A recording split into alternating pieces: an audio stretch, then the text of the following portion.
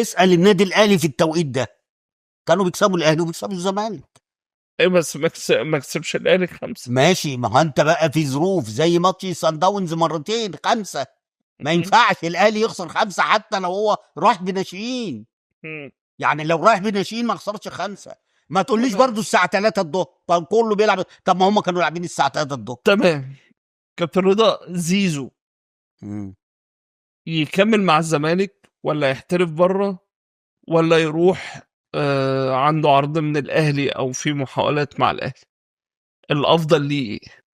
الزمالك طبعا. الزمالك ليه؟ انصحه نصيحه يعني لوجه الله، لوجه الله يعني. هو زيزو دلوقتي مش نجم مصر وكان هياخد احسن لعيب في افريقيا.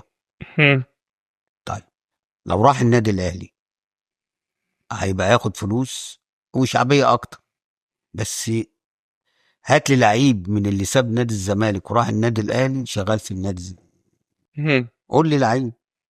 يعني كل اللي راحوا من الزمالك للاهلي خدوا الفتره بتاعت اللعب وبس. بس خلاص كده. خالت عندكم؟ لا ما عندناش. السلام عليكم. انما حد يعني مثلا اقول لك على حاجه، اسمها ايه؟ خالت عندكم؟ لا ما جاتش. طب سلام عليكم. مش انت بتروح تسال على خالتك يقولوا لك لا ما جاتش او مشينا، قلت لهم ايه انا هقعد، قلت لهم سلام عليكم وتمشي. فكل اللي مشي من نادي الزمالك وراح هناك ملوش اكل عيش في النادي الاهلي. وخلي بالك وان فتره واول ما يجي نجم جديد خلاص ده بيتداس عليه.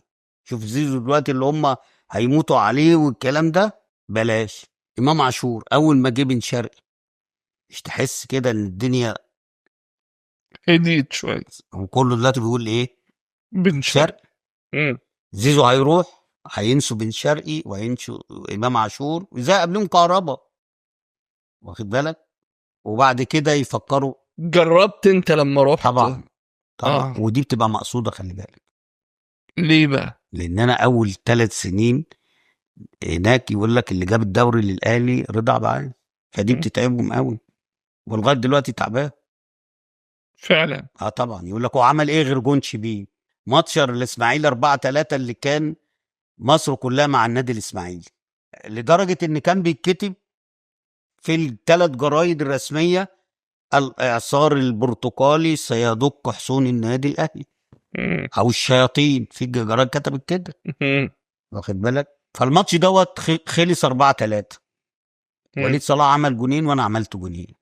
مش ده اول بطوله ليا دوري من 89 ل 94؟ مش قعد 5 سنين في، هنقول في سنه ما تلعبش في الدوري ب4 سنين، صح كده؟ اللي هو اتلغى عشان كاس العالم. مش في دوري اتلغى عشان كاس العالم؟ ايوه 90. واخد بالك؟ فهنقول 4 سنين. طيب اول سنه رضا عبد العال يروحها، وطبعا مش هنخفز حق الناس اللي جت معايا، واخد بالك؟ انت في المباراه اللي هي الفاصله دي اللي هي يكسب ياخد الدوري، انا كانت ليا بصمه ولا ماليش بصمه؟